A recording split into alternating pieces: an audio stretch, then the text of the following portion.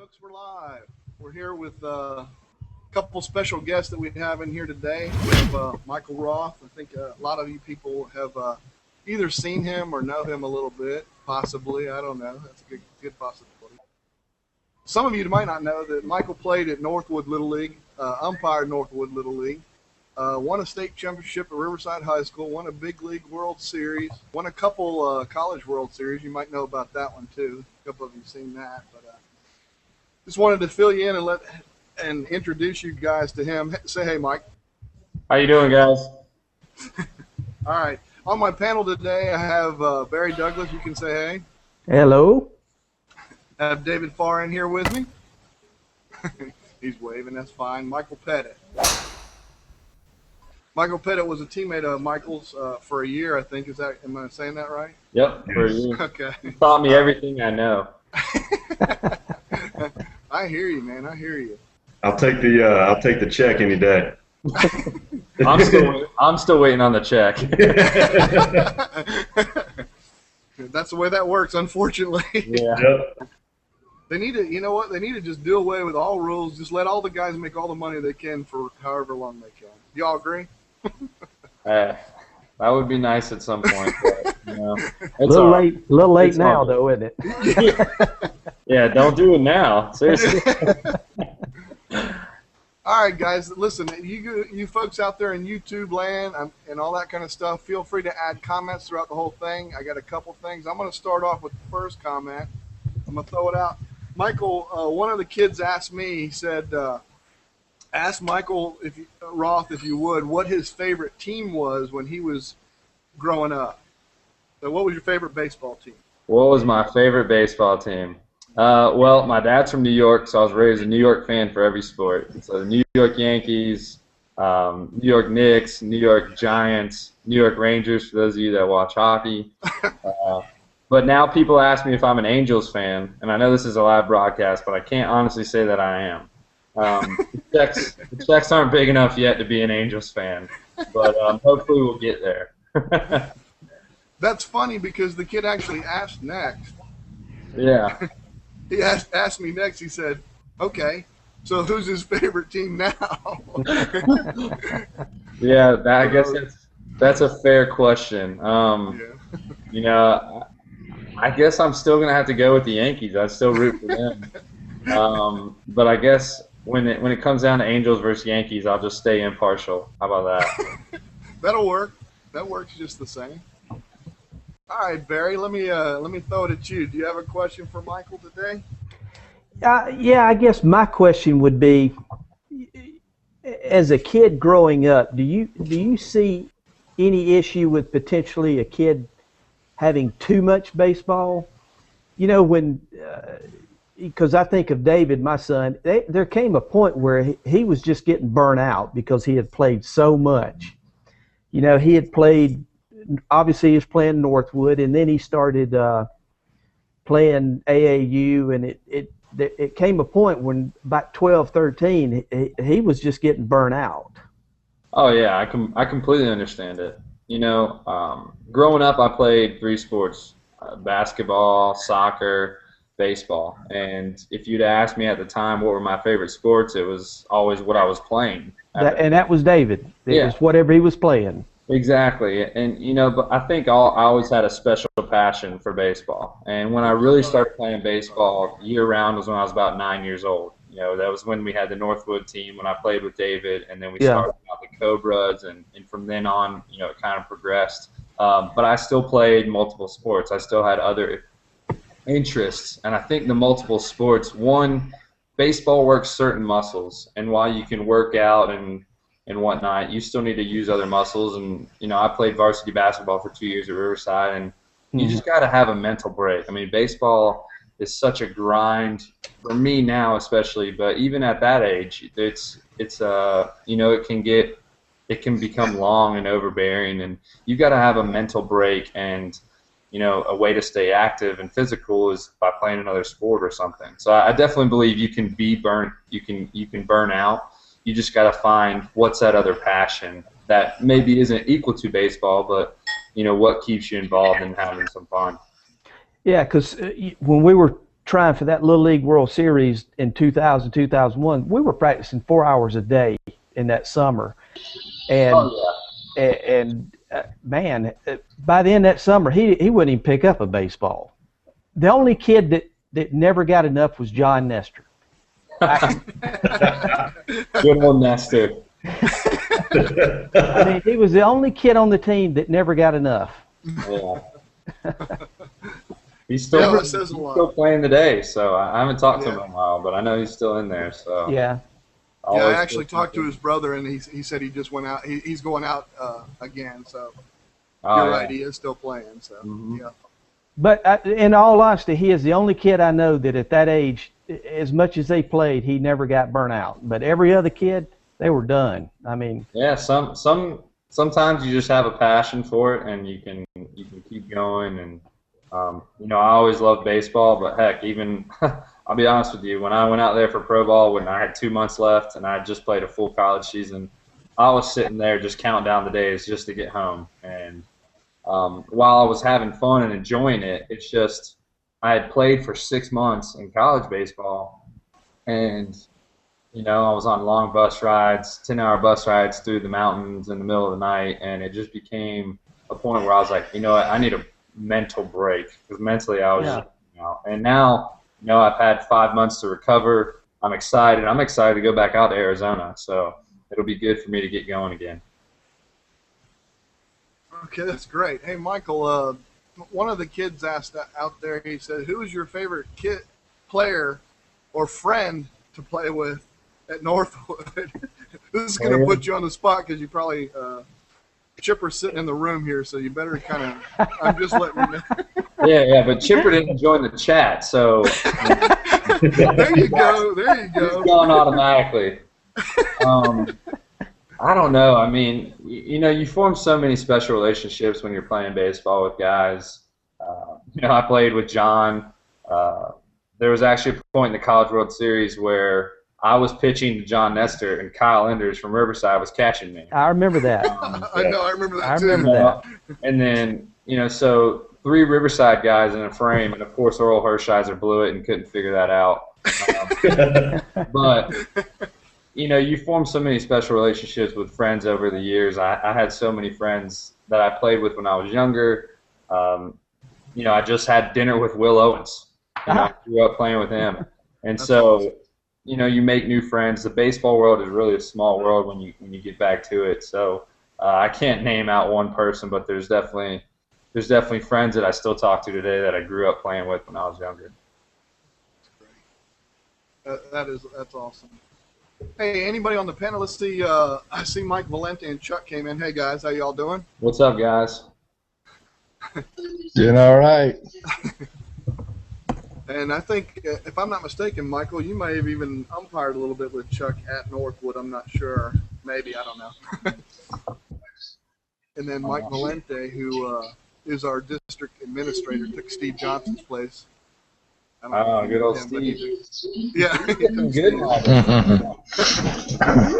Yeah, that's a task in itself.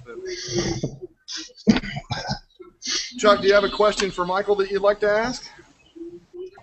Oh, not right this second, but, you know, I have been behind the plate a couple of his games. There you go. Yes. There you go. All right, Michael Petty, you got something for Michael? I can put me on the spot here. I did. I guess. Ask him about the fungo. That'd be fun. Oh, okay. Hey, here you go. If y'all want to hear a Michael Roth story, all right. It was Michael Roth's freshman year. Yep. And for some of y'all might not know what fungo golf is. Fungo golf is a game that you take a baseball and you're using a fungo bat, and your first toss, the first one you toss up and hit, then everything else is off the ground, and you go for different objects across the baseball field. So freshman year, or my senior year, Ross freshman year, we decided I pretty much played every day. I still play when I'm out there coaching, before practice, of course. So I get a bat, and Ross like, I want to play. I was like, all right, we'll go. go grab a bat and come play. Little did I know, he grabbed our head coach at the time, Chris Bates, had a red fungo that was his baby. It was his bat, it was his baby. You knew, do not touch it. He won like a competition with it or something. Yeah. And so of course we tee off, and I'm not paying attention to what bat he's using. On the second hit, you got to hit it off the ground, and Roth goes back and hits it, and I hear the bat crack. And I look over to see what bat he was using. He was using Bates's baby, the red fungo bat. And so I'm sitting there going, "Oh, what are we gonna do?" And I'm like, "Well, maybe just go put it back. Maybe he won't notice." And we go to take infield outfield, and before he takes a swing, he realizes it's broken, and flings it all the way. If you know Riverside's field, flings it from home plate over to the shed beside the dugout, and it shatters on the dugout. And I'm in center with chalk, and we're dying laughing, and Bates starts asking who broke my fungo, and we're out there, and everybody say what? What happened when he like threw it and then he walked over, and I was the first one close to him, and he just looked at me and he goes, "Roth, did you break my fungo?" Randomly, like he had no clue that it was really me. And I was like, "Yes, sir." And I like had this stifle laugh. That's awesome. And oh man, it was a good, that was interesting.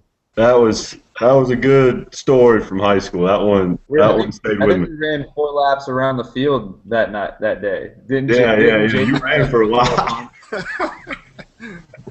All right, Pettit. See, I put you on the spot, but then you put Michael on the spot. Here you go. I'll ask you a question.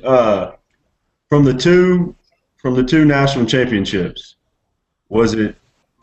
You think for you was it better winning it the first go around when you weren't really the spotlight, you came onto the spotlight, or was the second one more enjoyable because you were the spotlight and you lived up to it and won the second national championship? Which one for you would you say was more satisfying?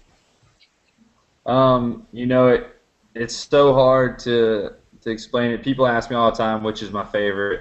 And I guess the only way to compare would be like, what's your favorite? Who's your favorite kid? Type of deal. Obviously, I'm the favorite kid of my family, but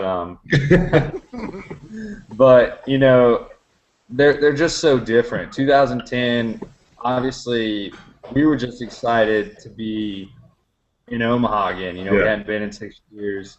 It was kind of a big deal for us to be going back there. We were just excited about all that.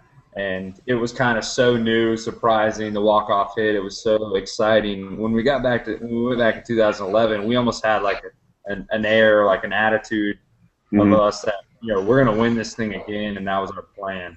And so, both were equally exciting, tons of fun. And, honestly, some of the most fun times weren't even on the baseball field. The stuff that you do in hotels, on bus rides, and things like that. Oh yeah, always having fun.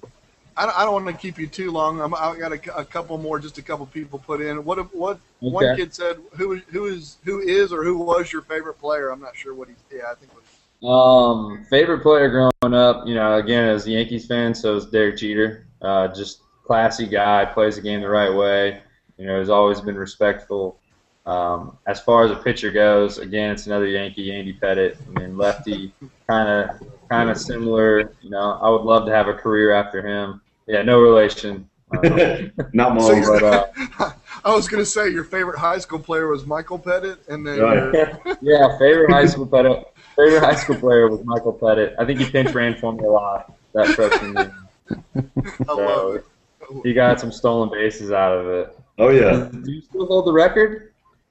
Do you hold the record for stolen bases? Do I hold it? Yeah.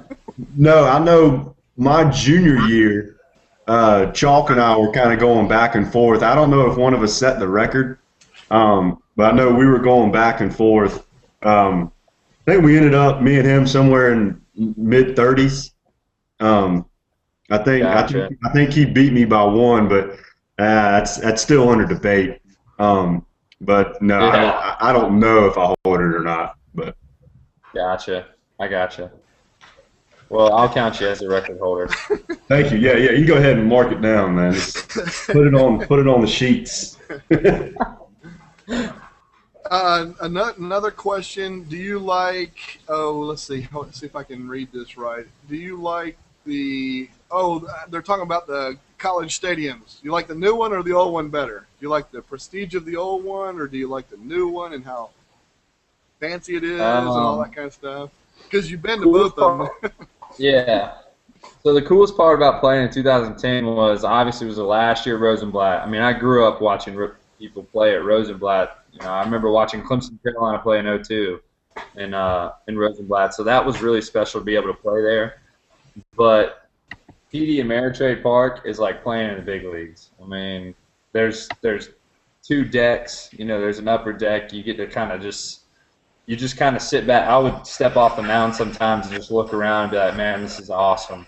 And in 2012, this past year, when we went back out there, they kind of figured out how to have the party atmosphere at TD Ameritrade that they had at Rosenblatt. So they figured it all out. That's great. All right, that's Mike Valente. Would you like to ask Michael Roth something? Feel free. You have to turn your mic on to do that. I've got a quick question. Go ahead, Okay. Barry. Fire away.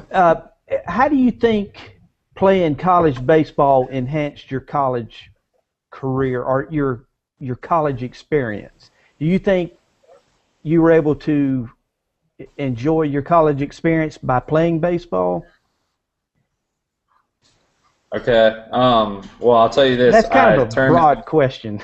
Well, no, I completely understand what you're trying to say. I'll tell you this. I turned down $100,000 in order to come back for my senior year, you know, and actually of what I could have made. So that's what it meant to me, honestly. You know, Yeah. being able to play college sports, you sacrifice some stuff that a normal student would get to do. Your weekends aren't always free. You're spending about 20 to 30 hours a week up at the field, and then you've got your classwork and course load on top of that. But you know, I wouldn't trade anything, you know, that I did for the world. It was a lot of fun, and it definitely enhanced my college experience. You know, it let me meet some people that I would never have met before. Branch out in some contacts, business contacts for in the future.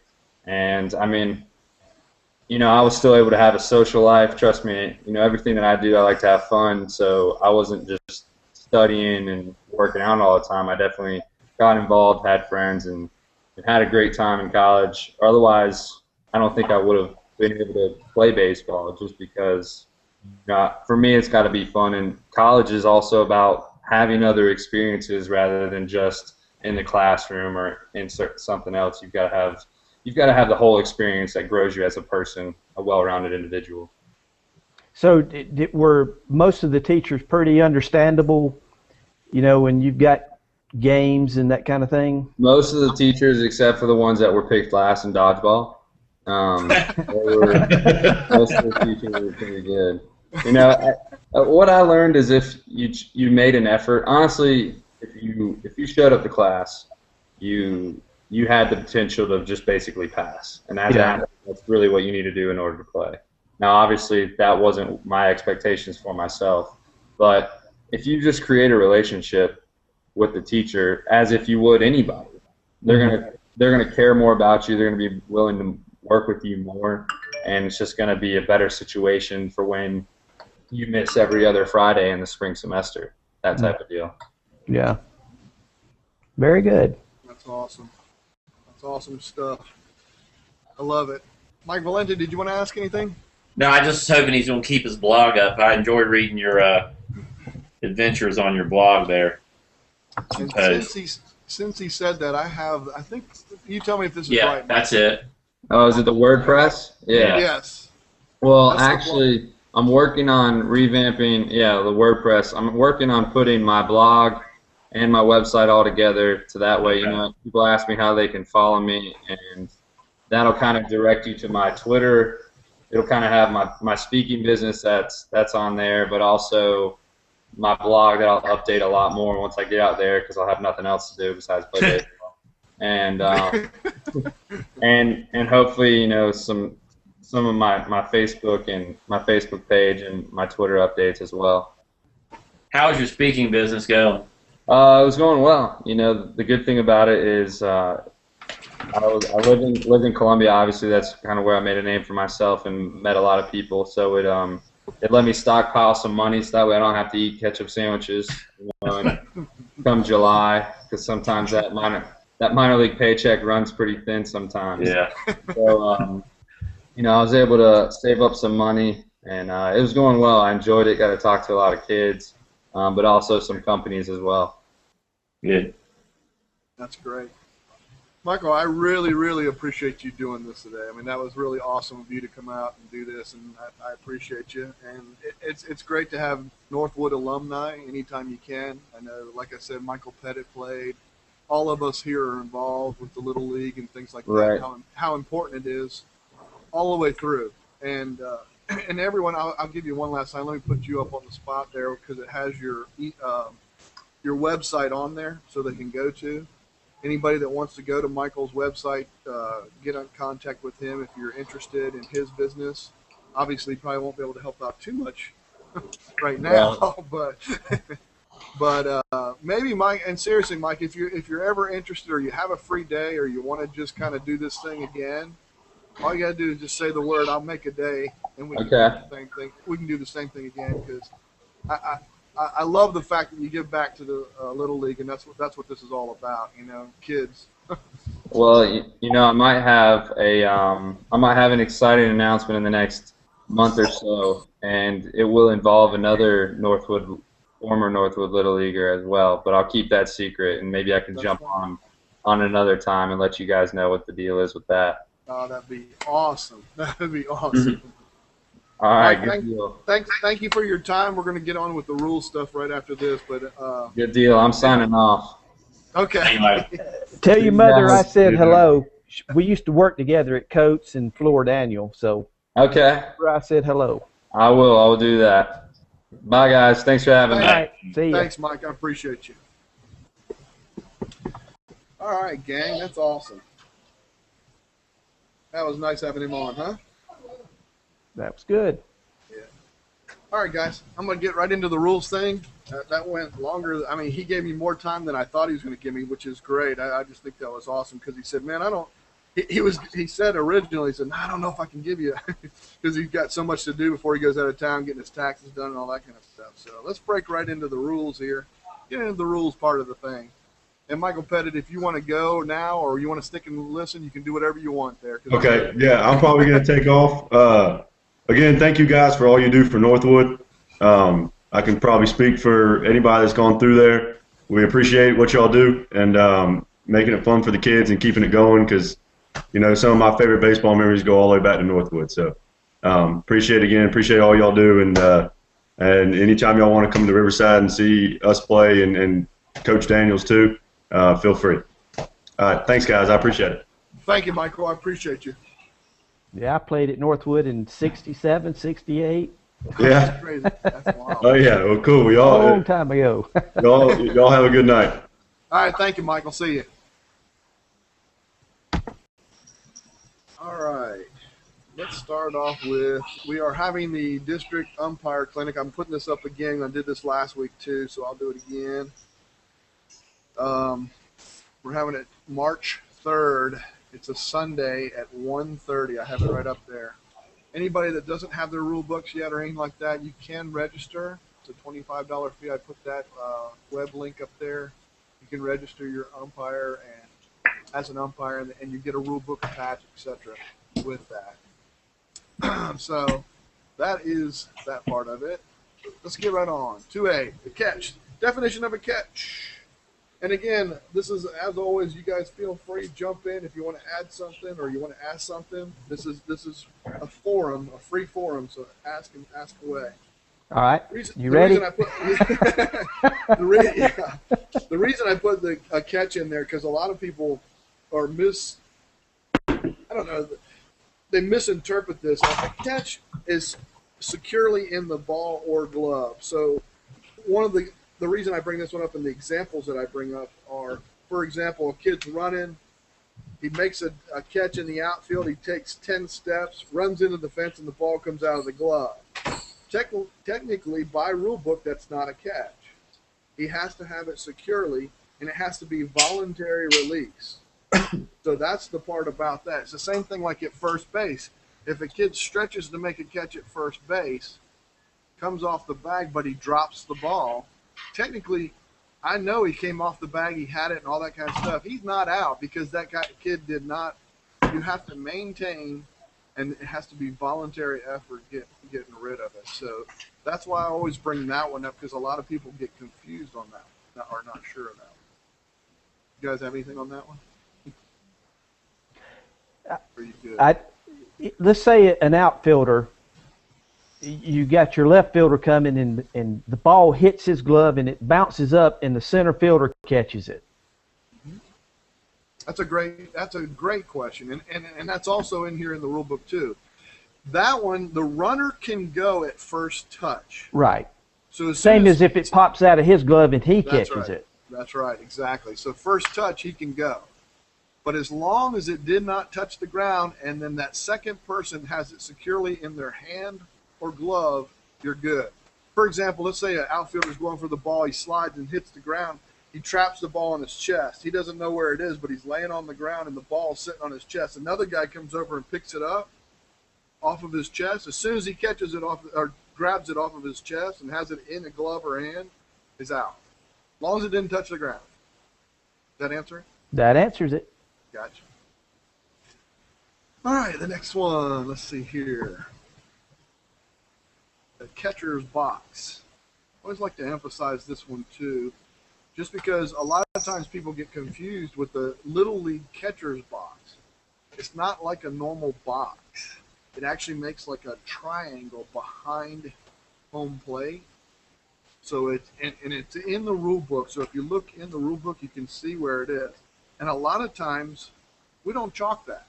You know what I'm saying? Now, at the bigger boys, it is. With the older boys, 13 and above, the new league, the 50, 70, and everything else, all that has the square box like a high school, etc.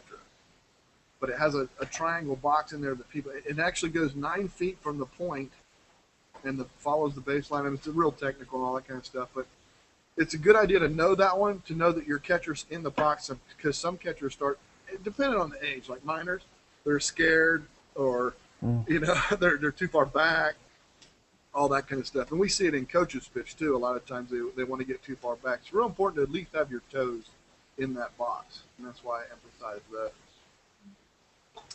We do draw it for tournaments, Mike. What's that? We draw it. We chalk it for tournaments. Oh, absolutely. No, you're right. You're right. We do. Yeah, when we get to the tournament level, we do start doing that. But a lot of local leagues and stuff like that, they just don't draw the catcher's box. All right. I do remember that in tournament ball, because you kept having to scoop the kid up. Yeah, that's right. Yeah, that's true. All right, the next one. Coach, this talks about the coach. The only thing on there that I like to emphasize, and because of all the different leagues and stuff, in the note it says 2 coaches are appointed, but the second coach and the second coach may be age 16 or older. They have to be 16 or older. So you can't have like a kid that just got done in a majors game come over and coach a base for you. Is what it's saying there. Is the bottom line. No. So it's real important that we have our coaches to be 16. That's why I emphasize that one. Next one. This is it's fair ball and foul ball. I kind of combine them. One thing that some people get confused with, and I've had coaches approach me on this and say, "Hey, that's not a fair ball or whatever." He was in fair territory. It doesn't matter where the person is. Flight of the ball. Yeah, that's right. It's where the flight of the ball is at the time it is touched by that player that's making the play on the ball. So if you have a high fly ball behind first base, and the first baseman goes back, he's completely in fair territory, but he touches it in foul territory, over foul territory is what I should say, and touches it, you have a foul ball because of where he touched it. The same thing goes for fair ball. If he touches it over, he's completely in foul territory, reaches over in fair territory, hits his glove, bounces off, but it's over fair territory. A lot of people get confused on that one, so I always like to emphasize on that. One thing to note on an infield fly, and one of the reasons why, and I'll get to that in just a second. I think it's coming up in just a second. I'll get on that. Let's go to this one. Foul tip. A lot of people don't know what a foul tip is or whether that it's live. If you have a runner at first, foul tip is one that goes sharply directly back off the bat. Obviously, it tips the bat. That's why it's called a foul tip, and into the glove of the catcher. That runner legally can go to second because it's a live ball. A lot of people don't know that, so I always like to emphasize that one whenever I'm going over rules and stuff like that too. The other thing is too to think about, and it says it clearly in there. If, for example, the ball goes and hits the chest protector of the catcher, and then bounces back into the glove, that would be a foul ball. Yeah, that's a foul ball. But if it hits his hand or the glove hits his chest, then it's a fair ball. Or right, he still has to come up with it. Yeah, he still has to come up with it in his hand or glove. But he can run at that point. Yes, absolutely. He can run anytime at that point. Yeah. Once the ball crosses the plate, he can go. So, as far as the runner goes, but yes, that's the way that one goes. Okay, infield fly. Here's the infield fly. Okay, the infield fly. Here's the deal on that. Here's why I always like to emphasize on that. Infield fly, should it be called? Yes, it says right in there you should call it. Does that mean you must? Doesn't say must. It says you should. So even if it's not called or not, it's still an infield fly. And the umpire would call it that. That's with ordinary effort. One thing that can happen is, one thing that I do a lot of times, especially if it's a real high ball close to either line, I say infield fly if fair. Or if I feel like that ball has a chance to go foul, I say infield fly if fair. And the reason I do that and say that is that ball could happen kind of like what you were just talking about. Hits in the infield, everybody's going after it, nobody ever touches it, and the ball rolls foul. Now you've got a foul ball. So it's infield fly if fair is the way you have to. Yeah, and that rule, the infielder, so even if he goes back in the grass, you can call the infield fly, correct? Yeah, that's absolutely right. And that was my next point too. One thing that I always emphasize whenever I'm talking and explaining this is, why did they put the infield fly rule in there? It's so someone doesn't take advantage. So if an outfielder coming in, let's say an outfielder coming in and a shortstop going back, that outfielder can actually make the infield fly catch coming in, and the rule says that an outfielder can make a catch where an infielder could have made the catch. And it can be in the grass, absolutely, because especially in Little League, because the field is so much smaller, you can actually go back, a shortstop's going back, and be in the grass and make the catch. So the whole point of it is so they don't take advantage of the rule of a double play. It's supposed to be with a reasonable effort, right? Ordinary effort, I think, is the wording that they use. I can look real quick, but I'm pretty sure it says ordinary effort.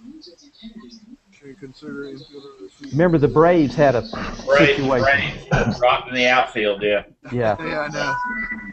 Yes, it says caught by an infielder with ordinary effort. There you go. And make sure with the infield fly, too, that it's less than 2 outs, too. So that's a fun one, too. I've done that before. Oh, never mind. Okay, it's 2 outs. Sorry. Yeah, that's pretty interesting when you're trying to explain that. Well, my runner stopped. I know, whatever. The next one, let's see. Interference versus obstruction. This one is confusing to a lot of people because you can have offensive interference and you can have defensive interference. I know, because of the catcher can interfere with the batter. So I just wish they'd get consistent with the wording and just make one offense and one defense. Basically, interference Interference is a runner that runs into a player trying to make a play on the ball. That has infielder that has a chance to make a play on the ball. That's basically interference. Okay, for the most part. Is there ever an instance where it's you got a first baseman, he's in his position, and the ball's hitting him? The guy on first is not, he takes off, the first baseman takes off for the ball, and they collide, or second baseman. It doesn't matter. Is there ever a time when it's incidental? No, because. Go ahead, Chuck. Well, I was going to say the same thing. It's a no, because you've got a defensive player making a play on a batted ball. Okay. It's the offensive player's Responsibility. to avoid that. And if it happens by accident, so be it. It's still interference. Yeah, because it could be the second baseman sitting there waiting on it. The runner's running in front of him, and all of a sudden the second baseman takes off after the ball. You see what I'm saying? Absolutely. No, and I know exactly what you're saying there. Absolutely. So, yeah, it's definitely the. Let me give you even a better example in what Chuck just said. The batter runner comes up, and it's popped up in the infield right over first base. The first baseman and the pitcher are going after the ball. They could feasibly move that runner that's running out of the box all the way to the fence. His new line is from that fence over. Right. So he has to get out of the way. Any contact at all, purposely or not. So that basically the bottom line is, like Chuck said, you just got to get out of the way. Okay. Yeah. So basically, anytime there's a collision, it's going to be interference. Well, when a play is being made. When a play is being made. Yeah. Yes. Like now, which brings me to obstruction. Obstruction is the first baseman that just stands there, kid rounds first, hits him, slows him down, going to second. He gets thrown out at second from the outfield. Right. Now you got obstruction. It's not interference. Yeah. And you see that a lot in coaches' pitch. The kids, younger ages. Yeah, they start standing on the bag. The ball's not even coming to them, and they're standing on the bag. Yeah, as an umpire, we can umpire the game, and I take it a step further sometimes, and I talk to the coach in between the guys. We got to get this guy off, or somebody's gonna get hurt. Yeah, and I do it if I'm in the field. I'll say off the bag, off the bag, off the bag. Because the play's not even coming there, and he's standing on the bag. Yep, that's exactly right. Exactly right. Yep, that's definitely it. The only other thing I have with interference and obstruction, let me just make sure on obstruction I cover everything. Yeah, the obstruction also is at home plate too. And I like to emphasize this too because they changed this rule about 4 years ago, but now it's consistent across every league. So I always like to say this one. It used to say an imminent throw coming to the catcher you couldn't block or you couldn't run, you couldn't come in. That catcher cannot be in the way without the ball in his possession. Right. He has to have the ball. Used to be an imminent throw, so I always like to emphasize that because people still think some of that stuff, but it's not true. You have to have the ball if you're going to block the base, and home is included in that. All right, I got a scenario. Go ahead, fire away. I've got them. The ball gets past the catcher. Got a runner on third. The guy on third's coming home. The pitcher's standing on the plate, and the guy doesn't slide, and they collide. What do you call there? I call the runner out. Because he should have slid? Or avoid, yes. Slide or avoid. Yes. Yeah, that's going to be without seeing it. I mean, he may have tried to avoid it without seeing the scenario, unless it's point blank of what you're saying. Yeah, but see, because let's say the ball hadn't even gotten there yet, and they somewhat collide. You'll hear both sides. I mean, I'm not sure this has happened, but I could see this happening. I mean, depending on the collision. I mean, in that case, depending on the collision. If it's no big deal, no call. Yeah. If he runs into him hard, then you got something. let's say he brushed him enough to where by the time the ball did get there, he wasn't even. I mean, if he beats the ball, then it's a no decision. Right. Yeah. Right. That's my thing. It's definitely obstruction if he doesn't have the ball yet. But if he has the ball, it's like Mike said, you have to slide or avoid. If he doesn't have the ball and you run him over, then it's just incidental. Well, I mean, if he doesn't have the ball and he runs him over, then you can eject that player for unsportsmanlike conduct. If he runs them over, yes. Yeah. If it's malicious. Well, I'm not talking about running him over. Right. You know, especially at 9 and 10. Yeah. These kids sometimes they're not trying to run him over. They just don't slide. Yeah. Yeah. Well, there's nothing in the rule book at all that says you have to slide. It says you have to avoid or slide. Avoid contact. Yeah. Avoid contact or slide. So, yeah. There you go. Good question. The only other thing that I have that I like to go over and just is time. You hear time all the time. It's not time until the umpire says time, and the umpire is the only one that can put it back in play too. So that's I always like to go over that one too because everybody interprets that. Hey, I had time. I called time.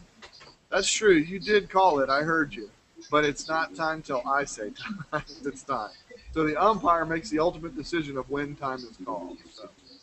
So what do you do? What do you, you'll catch coaches walking out there and hadn't even called time. Yeah, that's true. I mean, you have to manage each situation accordingly. I just got through with our meeting at Northwood because we're going with one umpire instead of two now. We're doing one umpire in every league. Coaches pitch, minors, and majors. There's absolutely no tolerance, none whatsoever, none. So they can call time, and if they get time, and you grant it, and they have to come talk to you. If they say one thing, and Posey said it 3 times very clearly that that's it. There's absolutely no tolerance whatsoever. So, which I think is great. Mm-hmm. I think it's the way it should be anyway. Personally, Yeah. I think too many people watch TV or have seen things or watched old stuff and turning the cap and kicking the dirt and all that kind of stuff, and they want to be a part of that. Yeah. Well, they'll have to do it somewhere else now. So, what else you guys got this week? Anything? Anybody got anything? Let me just check real quick, see if I got any comments or anything. Anybody? We good? I got one thing. Fire Back away. to the other week. First week, we talked about catcher's interference. Okay. All right, we got a runner on base. He's stealing. Catcher comes up, catches the ball over home plate. Okay. All right, we've got a call right there. Now, runner steals. He's safe. What do you do? The easiest thing that I can say, I can't think of a time in interference when runners don't go back. No one can advance on interference. That's pretty clear in the rule book. So if you have interference at all, then you've got to send runners back and nobody can score. And then you send the batter to first base. Yeah, they'd be forced to go. They'd be forced to that next bag. Now, see, right. But you're talking about defensive interference. I see what you're Yes. saying. Okay. So the guy batting couldn't even swing the bat because the catcher got in the way. Okay. Yeah. It doesn't matter if he attempts to swing or not. If he catches that ball over the plate, you've got a call to make. And right, that's true. That is true. is it a delayed dead ball? That's a great point because he still has a chance to hit it, so it would be a delayed dead ball in that fact. But once you have it, you know what, Chuck? I'm gonna have to research that one and find out, and I'll put a note on here when I record this video. Unless you've heard of that, Mike. Unless you know that one off the top of your head. I don't. Yeah. It's never come up. We've never had that situation. Right. That's a good one. I'm going to write that one down right now so I don't forget that one because we did talk about that the other week, but I never really did say what the awards were or not. Right, and I thought about it afterwards, and I just happened to think about it again the other day, and I thought I'd bring it up tonight. Yeah. I more thought about it.